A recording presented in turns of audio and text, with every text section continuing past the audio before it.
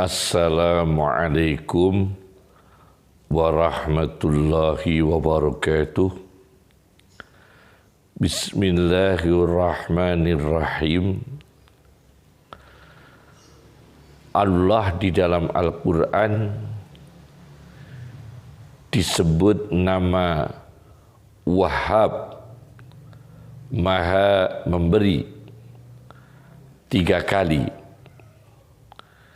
Yang diberikan berupa mauhabah, pemberian dari Allah Subhanahu wa ta'ala. Biasanya mauhabah ini pemberian yang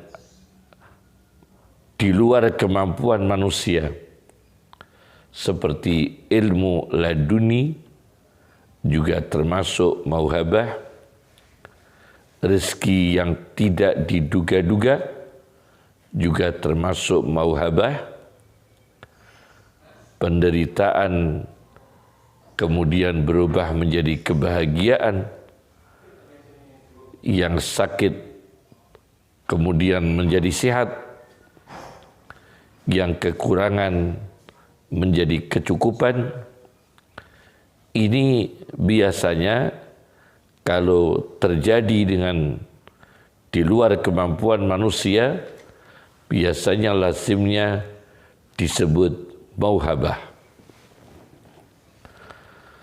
Pemberian dari Allah Subhanahu wa ta'ala.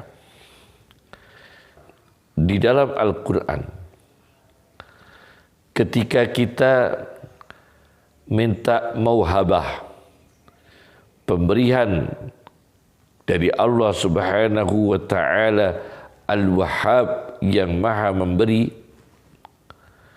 dengan kata hab, ya Allah berikanlah. Hab dalam Al-Quran ada 7 kali. Di antaranya ialah mauhabah berupa rahmat Allah Subhanahu wa ta'ala. Kita minta dengan kata hab di surat Ali Imran ayat 8. Wahab lana min ladunka rahmah innaka antal wahhab. Dan berikanlah mauhabah kepada kami semua dari sisimu berupa rahmat. Rahmat yang merupakan pemberian mauhabah dari Allah Subhanahu wa ta'ala. Mauhabah ilahiyah, mauhabah rabbaniyah. Sesungguhnya engkau Maha memberi mauhabah. Yang kedua di dalam surat Shad ayat 35. Mauhabah yang dijelaskan dalam surat Shad ini ayat 35 ialah wahabli mulkan la yanbaghi li ahadin min ba'di innaka antal wahhab. Dan berikanlah kepada kami kerajaan, kekuasaan, jabatan, kedudukan yang tidak layak jatuh ke tangan orang lain sesudah kami. Innaka antal wahhab, sesungguhnya engkau Maha Memberi. Nah, ini mauhabah yang kedua berupa kedudukan. Jabatan merupakan mauhabah dari Allah. Menjadi gubernur bisa juga mauhabah dari Allah yang diridhoi oleh Allah. Menjadi kepala desa, menjadi menteri, kita ingin kedudukan-kedudukan itu, jabatan-jabatan itu, menjadi polisi, menjadi tentara, menjadi dosen.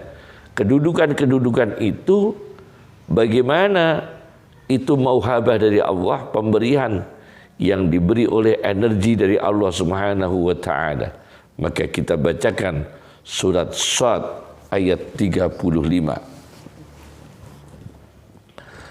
Yang ketiga, Mauhabah berupa keturunan yang baik. Surat Ali Imran ayat 38.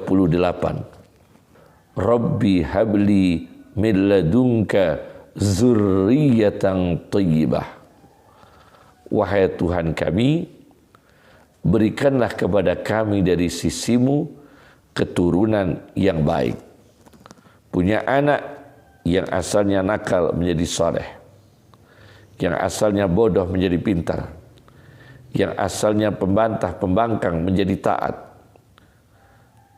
yang asalnya tidak beribadah menjadi beribadah, yang asalnya tidak dekat dengan ilmu agama menjadi tahu agama. Anak-anak seperti ini kita membutuhkan mauhabah supaya anak-anak kita, keturunan kita, cucu-cucu kita menjadi orang-orang yang baik di sisi Allah Subhanahu wa taala dan di mata manusia. Kemudian mauhabah yang keempat di surat Maryam ayat 5, yaitu kita mendapatkan orang itu menolong kita. Di mana-mana kita bisa ditolong oleh orang. Ada saja orang yang menolong kita. Ketika kita sakit, ada yang menolong. Ketika kita kekurangan, ada yang menolong. Ketika kita menderita, ada yang menolong. Ketika kita terjepit, ada yang menolong. Pokoknya ada saja yang menolong. Ketika kita teraniaya, ada yang menolong. Itu namanya mauhabah pertolongan. Di dalam surat Maryam ayat 5, fahabli min ladunka waliya. Maka berikanlah kepada kami dari sisimu waliyan yang menolong. Maknanya waliyan nasiran, termasuk anak menolong orang tua, saudara menolong saudara. Ini butuh kita. Kita punya sahabat, kita punya saudara, kita punya tetangga, kita punya koneksi yang menolong kita. Fahabli min ladunka waliya. Surat Maryam ayat 5. Kemudian mauhabah yang kelima di surat Al-Furqan ayat 74, yaitu istri dan keturunan menyejukkan mata. Itu juga mauhabah. Rabbana hablana. Ada kata hab. Semua tadi pakai kata hab 7 kali nanti ini insyaallah. Rabbana hablana min azwajina wa zurriyatina qurrata ayunin. Wahai Tuhan kita, Tuhan kami semua, berikanlah kepada kami semua dari istri-istri kami, dari keturunan-keturunan kami yang bisa menyejukkan mata. Ini mauhabah yang kelima. Kemudian mauhabah yang keenam di surat Asy-Syu'ara ayat 83, Rabbi habli hukman. Wahai Tuhan kami, berikanlah kepada kami hukman, yaitu hukum, kekuasaan, kebijaksanaan, kearifan, menjadi penguasa yang adil, menjadi pejabat yang adil, menjadi pemimpin yang adil, menjadi hakim yang adil. Rabbi habli hukman, termasuk berilmu pengetahuan. Maka hukman ada yang memberikan makna ai ilman, ilmu pengetahuan. Ini yang keenam. Yang ketujuh adalah di surat As-Saffat ayat 100.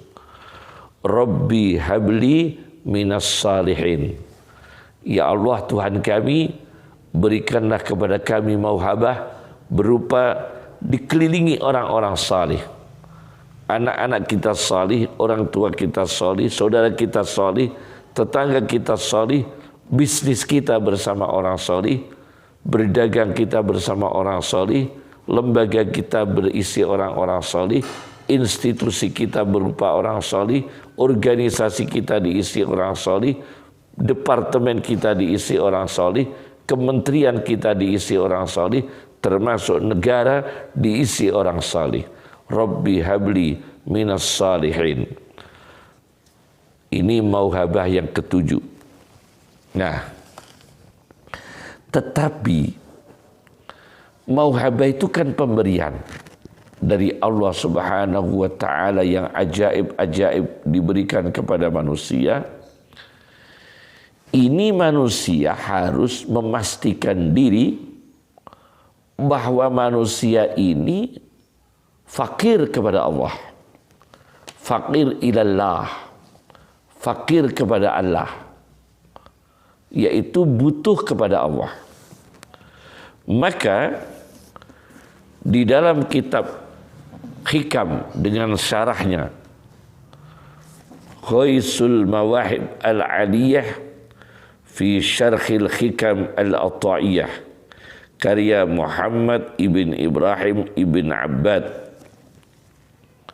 juz 2 halaman 33-34. Di sini dijelaskan di dalam Hikam tentang datangnya mauhabah. Ibnu Athaillah As-Sakandari mengatakan di dalam Hikamnya, bagaimana kita bisa mendapatkan mauhabah? In aradta wurudal mawahibi alaik, apabila engkau berkeinginan datangnya mauhabah dari Allah, pemberian-pemberian yang ajaib dari Allah Subhanahu wa taala, sahihil faqra wal faqata ladaik. Sahihkan rasa kefakiranmu, rasa butuhmu, pastikan, yakinkan, sahihkan kita punya rasa fakir, kita punya rasa fakir kepada Allah Subhanahu wa taala. Kemudian Ibnu Athaillah mengatakan, innamas shadaqatu lil fuqara'i wal masakin. Karena mauhabah itu sedekahnya Allah kepada manusia, maka manusia yang disedekahi oleh Allah itu yang berstatus innamas shadaqatu lil fuqara'i wal masakin, yang berstatus fakir dan miskin. Nah, ini ada dua arti. Bisa juga fuqara dalam masalah mauhabah ini adalah orang yang keadaannya tidak miskin, kaya, tetapi ada rasa, ada iman bahwa dirinya itu fakir kepada Allah. Apalagi dalam keadaan miskin, apalagi dalam keadaan fakir. Keadaan kaya harus merasa fakir kepada Allah. Arti yang kedua adalah memang dia memilih hidup fakir dan miskin, seperti yang dilakukan sebagian orang-orang sufi. Ada yang memilih hidup seperti itu, nanti kami jelaskan ya. Nah, kemudian di dalam kitab ini dijelaskan, sidqul faqir ahduhu as-sadaqah mimman yu'tih.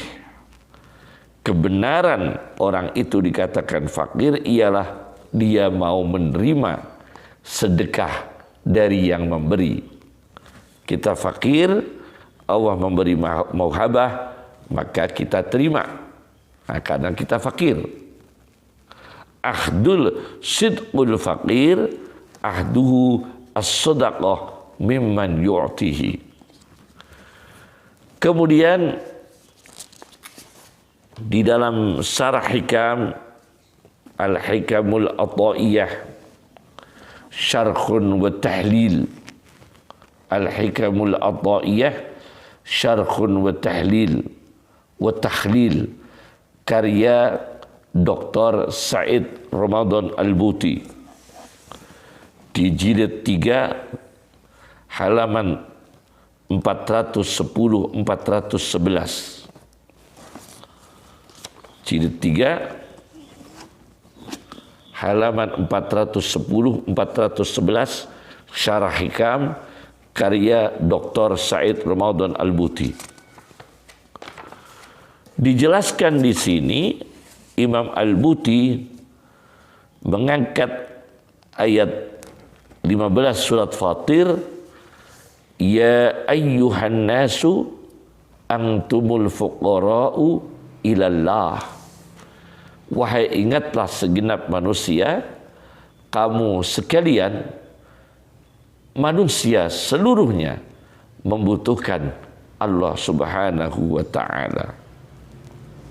Nah, maka Dr. Said Ramadan Al-Buti mengatakan,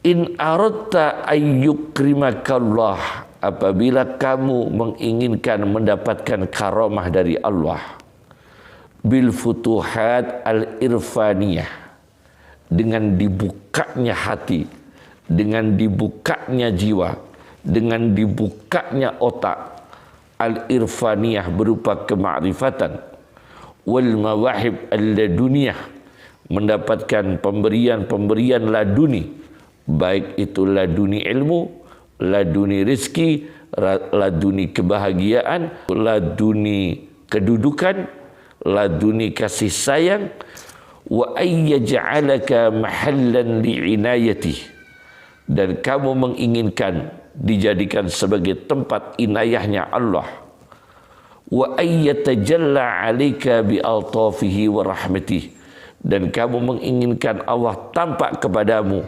dengan lutfinya, lemah lembutnya, halusnya, wa rahmatihi, dan kasih sayangnya, fattakhid ila dzalika sabilan, maka lakukan, persiapkan, buatlah jalan menuju ke sana, minat tahaqquqi biftiqarika ilaih, pastikan kalau kamu itu fakir kepada Allah, warruju bil istislam, dan kembali dengan menyerah, ila waqi'i faqatika, kepada kenyataan kefakiranmu, kenyataan kemiskinanmu, kenyataan kebutuhanmu, yadaihi, di hadapan Allah Subhanahu wa ta'ala. Maka ini akan mendatangkan mauhabah. Kemudian saya baca syarah hikam yang ketiga, syarah hikam, syarhu hikami Ibni Athaillah,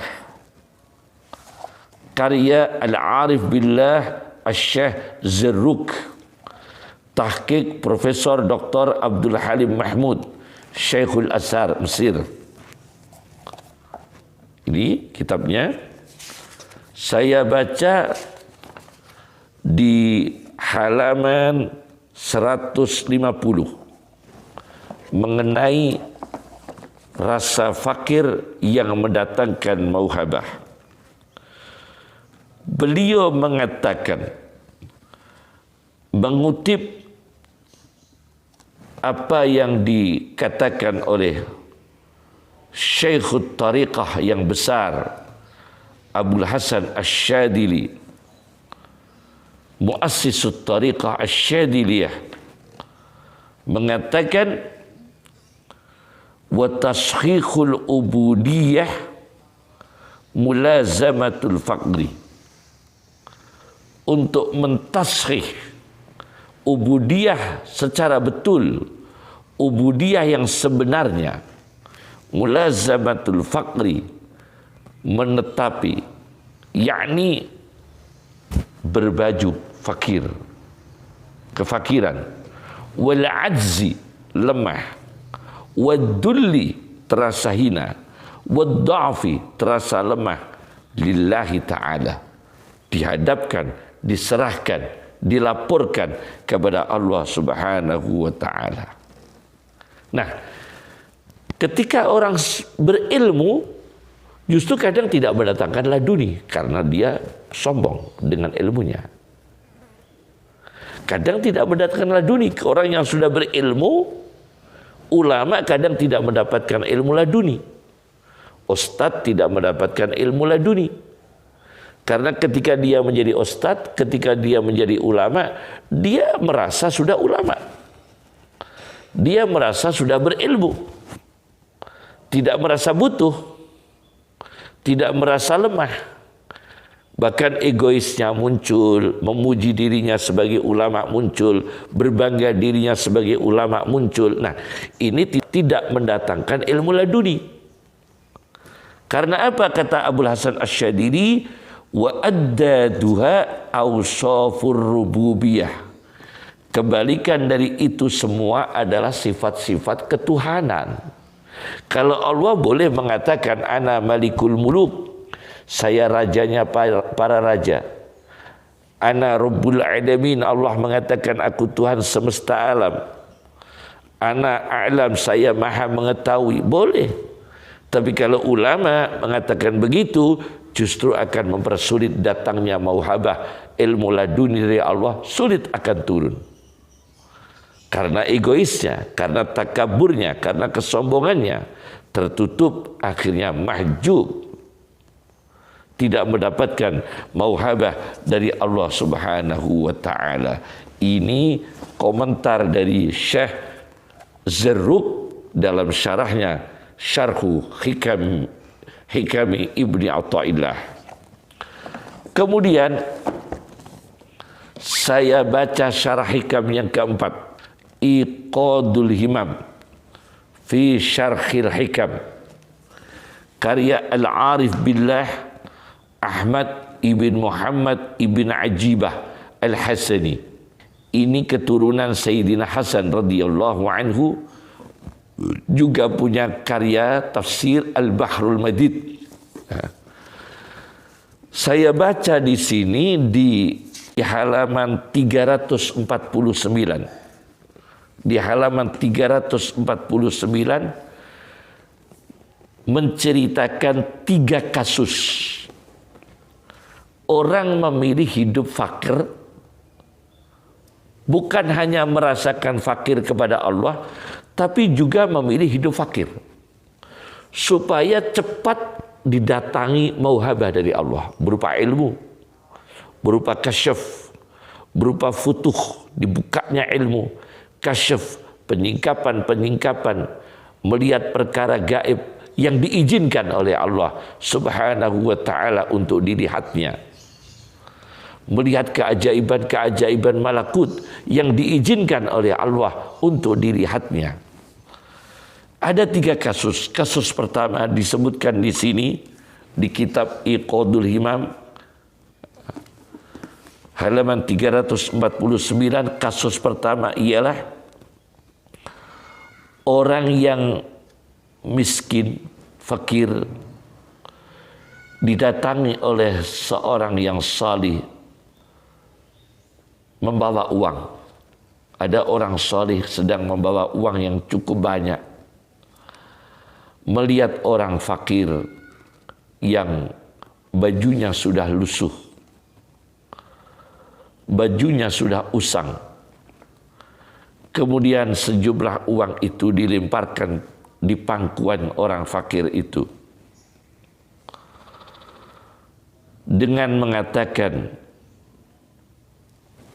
gunakan ini supaya bisa membantu kebutuhanmu di dunia, urusan dunia. Oleh si fakir itu, uang yang dilemparkan di pangkuannya kemudian dikibaskan di batu-batu kecil atau kerikil,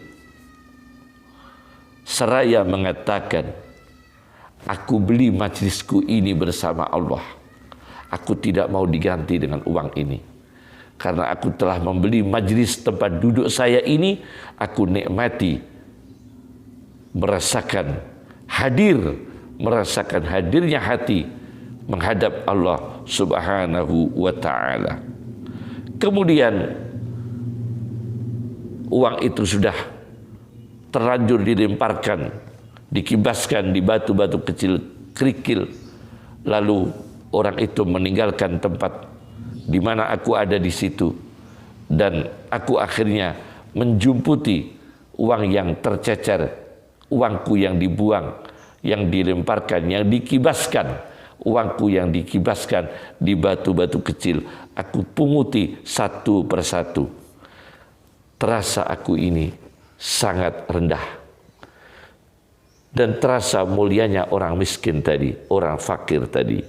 Ini orang fakir memang milih hidup fakir, dan milih hidup fakir ini bukan berarti sengaja hidup fakir, tapi menerima dijadikan fakir oleh Allah supaya ingin mendapatkan pemberian Allah bukan dalam bentuk harta, tapi mauhabah dalam bentuk yang lain. Satu. Yang kedua, diceritakan di dalam kitab Iqadul Himam ini di halaman 349, ada orang apabila pagi-pagi itu punya uang, ada sesuatu di sisinya, ada makanan, ada uang, justru sedih. Apabila pagi-pagi itu tidak punya uang, apabila pagi-pagi itu tidak ada sesuatu di sisinya, dia gembira. Ini kebalikan pada umumnya manusia. Akhirnya dia mengatakan, apabila pagi-pagi tidak ada sesuatu di sisiku, inni idza lam yusbih indi syai'un. Apabila pagi-pagi aku tidak punya uang, apabila pagi-pagi aku tidak punya makanan, fali bi Rasulillah uswatun hasanah, maka itulah aku bisa meniru, itulah aku bisa menyontoh, itulah aku bisa menteladani Rasulullah SAW yang seringkali pagi-pagi tidak ada makanan, pagi-pagi tidak bawa uang. Wa idza asbaha indi syai'un, dan apabila pagi-pagi selalu ada uang di sisiku, selalu ada uang di sisiku, pagi-pagi selalu ada makanan di sisiku, siap makanan, siap uang, siap fasilitas, lam yakun li bi Rasulillah sallallahu alaihi wasallam uswatun hasanah. Aku tidak bisa merasakan, bisa menyontoh, menteladani Rasulullah sallallahu alaihi wasallam. Ini kasus yang kedua. Memilih, dia senang kalau pagi-pagi tidak bawa apa-apa, tapi dia mengharapkan mauhabah dari Allah. Atau apakah mauhabah itu kebahagiaan, rasa khusyuk, rasa ikhlas, rasa tawadu, rasa syukur, rasa sabar, kemudian mauhabah yang tingkat tinggi merasakan irfani, kemakrifatan kepada Allah, melihat malakutnya Allah Subhanahu wa ta'ala dengan izinnya, dengan izin Allah Subhanahu wa ta'ala. Kasus yang ketiga, ada seorang syekh, setiap hari dia menyalakan sumbu, dinyalakan api untuk melihat sudut-sudut rumahnya. Kana yush'ilul fatilah, menyalakan sumbu, lampu zaman kuno pakai sumbu. Wa yanduru fi nawakhil bait, melihat sudut-sudut rumah. Idza wajada syai'an, apabila ada sesuatu di sudut rumah, mungkin di rumah ada uang, mungkin di rumah ada makanan, akhrajahu, dia keluarkan, yatasaddaqu bihi, dan dia sedekahkan. Wa yabitu 'alal faqah, dan dia semalam dalam keadaan tidak punya apa-apa. Itu ada orang melakukan seperti itu. Ada orang melakukan tasawuf seperti ini. Dia mengecek isi rumah, barangkali ada uang, barangkali ada makanan, diberikan ke orang lain, dan dia altruisme, memilih mengalahkan dirinya sendiri untuk menghadapi kekurangan, tetapi dia berharap mauhabah dari Allah Subhanahu wa ta'ala. Assalamualaikum warahmatullahi wabarakatuh.